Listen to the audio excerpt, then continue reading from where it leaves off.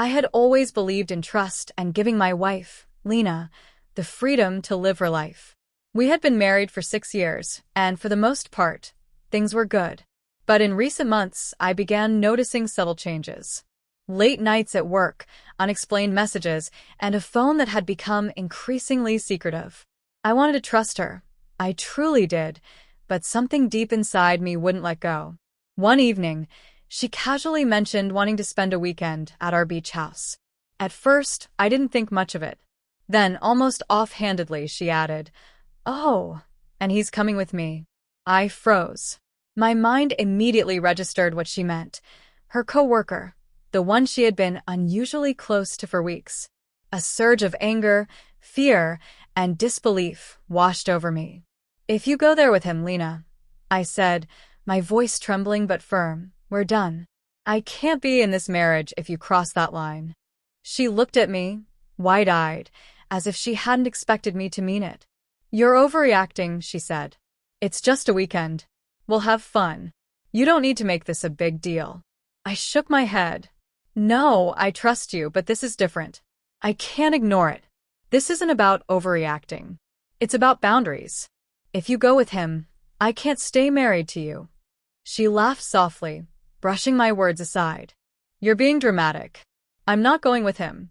You're imagining things." I wanted to believe her, but my instincts screamed otherwise. Despite my warning, she seemed determined. The next day, she packed her bags and left, ignoring my protests and the heavy tension in the air. That weekend, I stayed home, trying to distract myself. I took long walks along the shoreline near our house, but every wave crashing against the sand reminded me of her betrayal. My heart was heavy, and anger mixed with heartbreak burned inside me. On Monday morning, my phone buzzed with a message from an unknown number. Hesitant, I opened it. It was a photo. Lena and the man she had gone with, sitting in the beach house living room, smiling at each other with a closeness I hadn't felt from her in months. My stomach dropped. I realized then that my fears hadn't been overreactions. She had gone, fully aware of my feelings and my warning, and deliberately ignored them. My heart hardened, and I made a decision I had been avoiding for too long.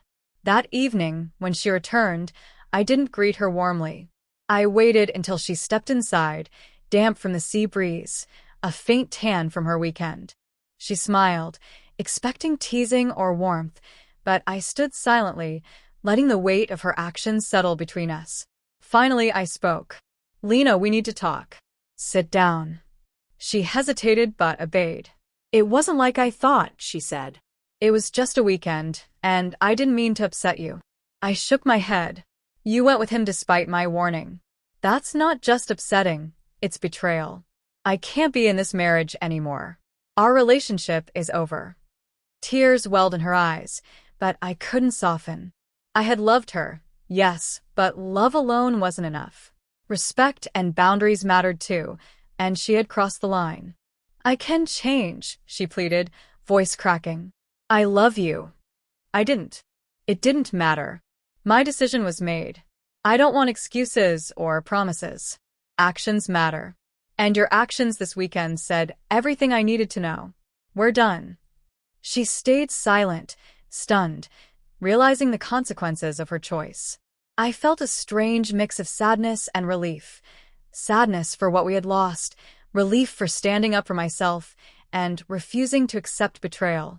Over the following weeks, I filed for divorce, removed her belongings, and focused on rebuilding my life. It wasn't easy. Healing never is.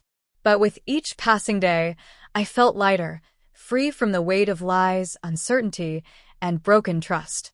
Sometimes love isn't enough to save a relationship.